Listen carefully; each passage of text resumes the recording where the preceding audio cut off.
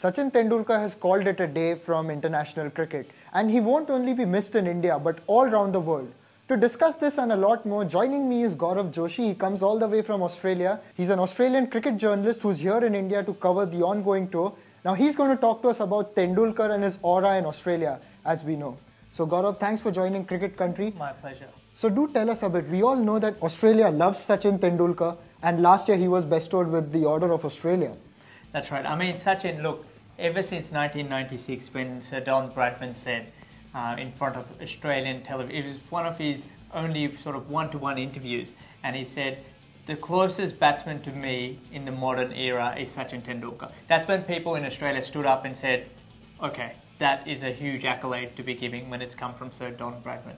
And after that, 1998, Sachin came when Shane Warne was absolutely smashed around the park by Tendulkar over here.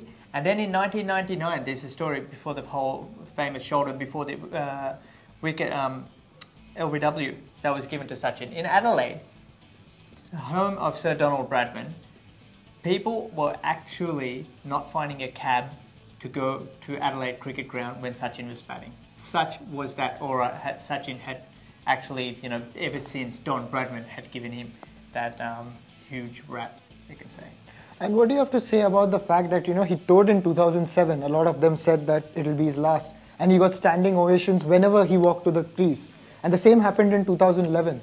It certainly did. It's quite unique. Australian cricketers, Australian public always admire cricketers who are aggressive. And Sachin definitely fits in that boat.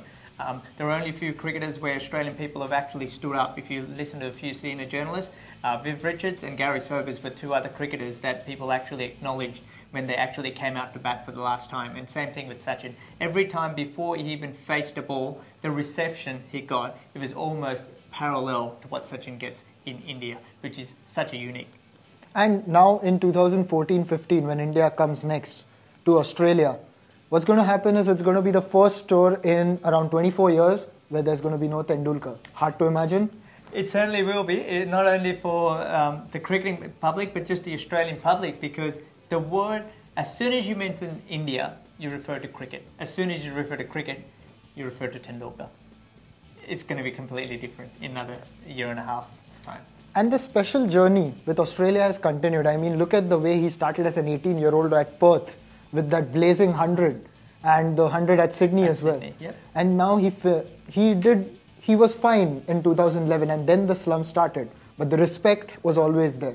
Especially the respect's always been there because he's been able to, he has a terrific record against the best bowling lineup, against Warne, McGrath, Gillespie, Lee, and he's able to prove that. So Australian public acknowledge that it's come against the best Australia attack that Australia is able to dish out, and that's why he's got such respect amongst, just as I said, not just the cricketing world but the Australian public.